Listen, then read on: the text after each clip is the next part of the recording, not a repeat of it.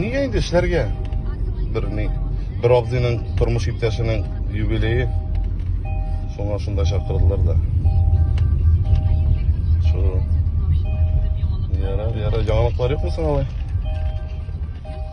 Latma. Yara çatı keyfinde yok kılık. Var mı? İlkten saltırattığı başka var mı? Saltıratma abi.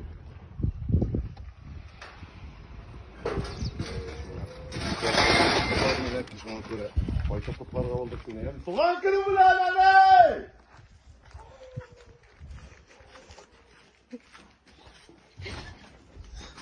Ben